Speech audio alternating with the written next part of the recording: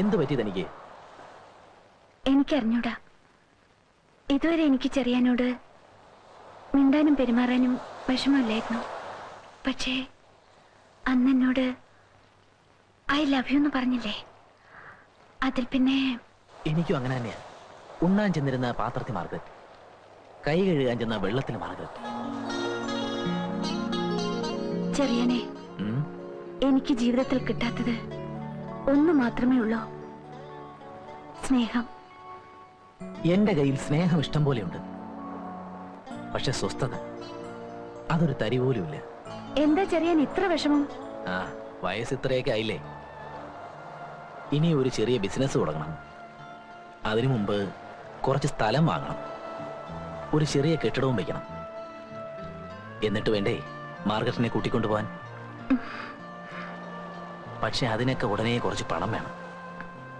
അതിനെപ്പറ്റി ഓർത്ത് വിഷമിക്കണ്ട. ആവശ്യമുള്ള പണം ഞാൻ തരാം. Thank you. എന്നാ നമുക്കൊരു സിനിമയ്ക്ക് പോവാം. ചെറിയാന് വേറെ ഒന്നും എന്നോട് പറയാനില്ലേ? ഉണ്ട്. വേഗം ചെന്നില്ലെങ്കിലേ ഷോ ഹൗസ്ഫുൾ ആയി പോകും.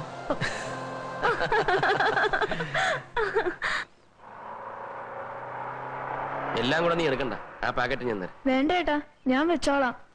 ചേട്ടന് മാത്രമേ ഉള്ളൂ എന്നോട് ഇത്രയും സ്നേഹം. ആ പിശാരി ചേട്ടൻ സമയം കിട്ടി അപ്പൊ എന്നെ കുറ്റപ്പെടുത്തും. അപ്പൊ ചെറിയാനോ? ആ ചേട്ടൻ പിന്നെയും ഭേദ. അയ്യരെങ്ങനെയുണ്ട്? അങ്ങേരെ ആള് പോവാ, പക്ഷെ എന്നെ ഭയങ്കര പേടിയാ. എപ്പോഴും എന്റെ കൈയും കാലും കാണിച്ചോണ്ടിരിക്കണം. അങ്ങേര് വീട്ടിലേക്ക് ഒരു സാധനവും മേടിക്കത്തില്ല കേട്ടോ, എല്ലാം നമ്മുടെ വീട്ടിൽ നിന്ന് ഓസാ. ഏതായാലും നീ ആരെയും വെറുപ്പിക്കണ്ട. അവരെല്ലാം നിന്നെ പറ്റി നല്ലത് പറയുന്ന കേൾക്കാനാ എനിക്കിഷ്ടം. ചേട്ടൻ ഇന്ന് വീട്ടിൽ പോയിട്ട് ഇനി എന്ന് വരും? 2 ദിവസത്തിനുള്ളിൽ. വീട്ടിലാരൊക്കെ ഉണ്ട്? 2 കുഞ്ഞുങ്ങള്. യോ, ചേട്ടൻ കല്യാണം കഴിച്ചാണോ? കല്യാണമൊന്നും കഴിച്ചിട്ടില്ല, പക്ഷെ 2 കുഞ്ഞുങ്ങളുണ്ട്. എങ്ങനെയാന്നായിരിക്കും എന്റെ അച്ഛനും അമ്മയും. ഇതിന്റെ ഒന്നും ആവശ്യപ്പെടില്ല.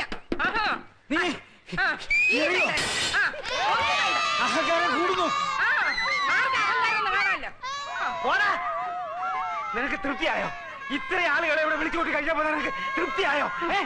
ഇതിനെല്ലാം കാരണം നിങ്ങൾ ഒരുത്തനാ. ഞാൻ ഇനി എറിയോ? ഇനി എറിയോ? എന്താണ് ഇവിടെ എക്സിബിഷൻ കാണുന്നത്? ഇങ്ങോട്ട് പറയാ, ഇറങ്ങണതാണ്. എടാ താഴെ ഇറങ്ങാൻ.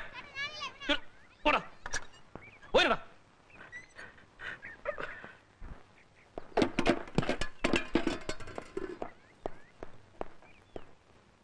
ഇന്ന് ഹരികഥാ കാലക്ഷേപം നേരത്തെ തുടങ്ങിയോ? എന്റെ അമ്മേ, എന്റെ അച്ഛ, എന്തിനാ എന്റെ മാനം ഇങ്ങനെ കപ്പൽ കയറ്റുന്നത്? 1950 എന്ത് സംഭവിച്ചെന്നാ? 50 മോനെ, 54 നീലക്കുയിൽ റിലീസായ ദിവസം നിന്റെ അമ്മ സിനിമ കാണാനായിട്ട് ഒരുങ്ങി ഇറങ്ങിയപ്പോ സുഖമില്ലാതെ കിടന്ന എന്റെ അമ്മ പോകണ്ടാന്ന് പറഞ്ഞു. അന്ന് കമാനൊരക്ഷരം മിണ്ടാതെ കണ്ണീര് ഒലിപ്പിച്ചു നിന്ന നിന്റെ ഈ അമ്മ ഇന്ന് നേരം വെളുത്തപ്പോ മുതല് ദംഷ്ട്രീ കാണിച്ച് എന്റെ നേരെ ചാടി കയറാണ്. അമ്മേ, ഞാൻ ജനിക്കുന്നതിന് മുമ്പ് നടന്ന കാര്യം ജനിക്കുന്നതിന് മുമ്പ് തന്നെ തീർത്തുകൂടായിരുന്നോ? അതെങ്ങനെയാ? അന്ന് ഇങ്ങേര് സിംഹം അല്ലായിരുന്നോ? ഇന്നല്ലേ പൂച്ച പോലെ ആയത്. എന്നാലും കാത്തിരുന്ന് കസവും കൊണ്ട് കൊടുത്ത് ഞാൻ ആ സിനിമയൊന്ന് കാണാൻ പോവാന്ന് വെച്ചപ്പോ കളവി തള്ള എന്നാ ഞാൻ ഓടിക്കും. എന്നാ പിന്നെ ഞാൻ മാത്രമായിട്ടെന്നാ വെറുതെ ഇരിക്കുന്നത്? വേണ്ടടോ, നെഞ്ചു കലങ്ങി പോവും. വേണ്ട. വനജാദേവി 19 വയസ്സ്, കാർത്തിക നക്ഷത്രം, പെണ്ണ് കൊള്ളാം. ഇതാ നോക്ക്. അടുത്തത് കോമളവല്ലി, അത്തം നക്ഷത്രം, 5 അടി 3 ഇഞ്ച് പൊക്കം. എന്റെ പൊന്നച്ച, എനിക്കിപ്പൊ കല്യാണം വേണ്ട. എനിക്കല്ല നിർബന്ധം, നിന്റെ അമ്മയ്ക്കാ. അവൾ ഇന്നലെ ഒരു സ്വപ്നം കണ്ടു, നീ ഒരു പെൺകുട്ടിയുമായിട്ട് സഹകരണത്തിലാണെന്ന്. അതേ മകനെ, അമ്മ സ്വപ്നം കണ്ടു. അമ്മയ്ക്ക് സ്വപ്നം കാണാൻ ഒരുപാട് സമയമുണ്ട്. ഇവിടെ മനുഷ്യന് നിന്ന് ഇരിയാൻ സമയമില്ല. അപ്പോഴാ സഹകരണം. എന്നാ നീ അവക്കൊരു വാക്ക് കൊടുക്ക. എന്നെ ഇരുത്തി പൊറപ്പിക്കുന്നില്ല. എന്ത് വാക്ക്? നീ എന്ന് കല്യാണം കഴിക്കുന്നോ ആ പെൺകുട്ടിയെ ഞങ്ങള് തീരുമാനിക്കും. എന്താണ് എനിക്ക് സമ്മതിക്കാൻ ഒരു വിഷമം? സമ്മതിക്കാൻ വിഷമമോ? ഇല്ലാതെങ്ങാനും നീ ചിന്തിച്ചാലുണ്ടല്ലോ ഞാൻ ചത്തുകളയും. ഞാനും ചത്തുകളയും. മണ്ടയ്ക്കാട്ട് ഭഗവതിയാണ് പറയുന്നത്, ഞങ്ങള് തീരുമാനിക്കുന്ന പെൺകുട്ടിയെ നീ വിവാഹം കഴിച്ചില്ലെങ്കിൽ മകനെ നീ നട്ടം തിരിയും. ആ, നീ നട്ടം തിരിയും. ആഹാ, എവിടെ നിന്ന് കിട്ടിയ അയ്യരെ ഈ വേഷം? ഏതായാലും സംഭവം കലക്കിയിട്ടുണ്ട്. പേഷ്കാരായിരുന്നു എന്റെ ഗ്രേറ്റ് ഗ്രാൻഡ് ഫാദർ നാരായണയ്യർ. അദ്ദേഹത്തിന്റെ വേഷമാണ്. സ്റ്റഡി നിക്ക്. പേഷ്കാരുടെ വേഷം ഇട്ടാ പിന്നെ അയ്യർക്ക് ചിരി വരത്തില്ലേ? ക്യാമറയുടെ മുമ്പിൽ ചിരിക്കാൻ അല്ലേലും ഇത്തിരി ബുദ്ധിമുട്ടാണ്. ശരി, ഞങ്ങള് വാടക കുടിശ്ശിക തരാൻ പോകുന്നു എന്ന് വിചാരിക്കും. എന്നാ തന്നു എന്ന് വിചാരിക്കും. ഇത് തന്നെ തരം എടുത്തോ. ആ, ഇനി നമുക്ക് കേൾക്കാം. വാ, ഓമനക്കുട്ടൻ അവിടെ വിളിക്കേ. ഓമനക്കുട്ടാ, ആ ദാ വരുന്നു. ആ, വന്നേ. വാ വാ. ആ, ദാ, നീ എന്തിനാ കയറി നിൽക്കുന്നത്? മാറ്. നിന്നെ ഇന്ന് ആ വ്യത്യാസമില്ല. കാരണം ഇന്ന് അയ്യരുടെ പിറന്നാളാണ്. ജീവിതത്തിൽ ഒരു പൈസ പോലും ചെലവാക്കാത്ത അയ്യർ നമുക്ക് വാങ്ങിച്ചു തന്നതുപോലെ തന്നെ പുതിയ ഡ്രസ് അവനും വാങ്ങിച്ചു കൊടുത്തിട്ടുണ്ട്. രാമന് നിന്നു. ആ നിക്ക്, കൈ എടുക്കട്ടോ. എടുത്തു. Thank you. 2 ദിവസത്തിനാ പ്രിന്റ് തരാം. എന്താ അയ്യരെ നമ്മുടെ പ്രോഗ്രാം? നമ്മുടെ ആഘോഷം എവിടെ തുടങ്ങുന്നു? നമ്മൾ നേരെ നമ്മുടെ വാഴത്തോപ്പിലേക്ക് പോകുന്നു.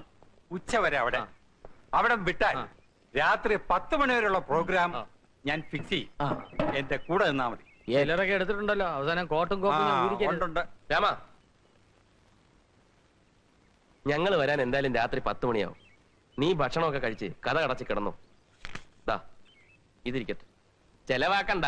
എന്തെങ്കിലും അത്യാവശ്യം വന്നാ ദാ വരുന്നു.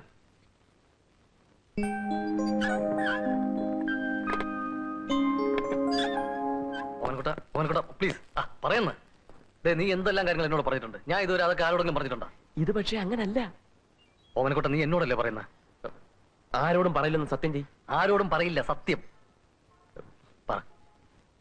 അയ്യരുടെ ബർത്ത്ഡേ കൊണ്ടാടാൻ പയ്യനെ വീട്ടിലാക്കിയിട്ട് ഞങ്ങൾ വാഴത്തോപ്പിലേക്ക് പോയി. രാത്രി 10 മണി കഴിഞ്ഞ് മടങ്ങി വരാനായിരുന്നു ആദ്യത്തെ പ്ലാൻ. വാഴത്തോപ്പിൽ തകർത്തോണ്ടിരുന്നപ്പോഴാ നമ്മുടെ MD-യുടെ ഓപ്പറേഷന്റെ കാര്യം ഞാൻ ഓർത്തത്. അവരോട് കൊണ്ടാടിക്കൊള്ളാൻ പറഞ്ഞിട്ട് കൃത്യം 5 മണിക്ക് ഞാൻ വീട്ടിൽ തിരിച്ചെത്തി.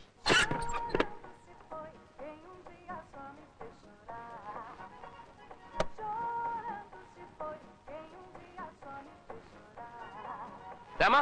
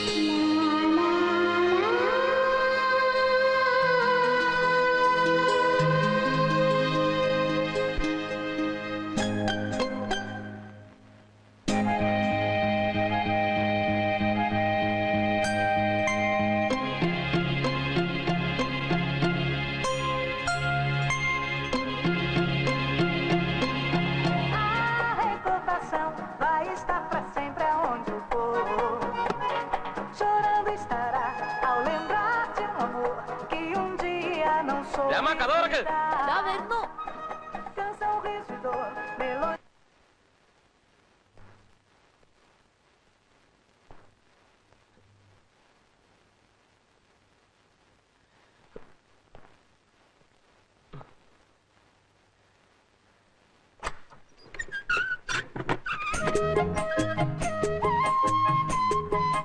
ചേട്ടൻ രാത്രി 10 മണിക്കേ വരുമെന്ന് പറഞ്ഞിട്ട്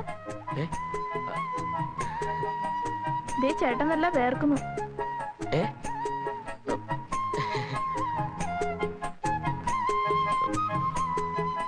കുടിക്കാൻ കുറച്ച് വെള്ളം തരാമോ?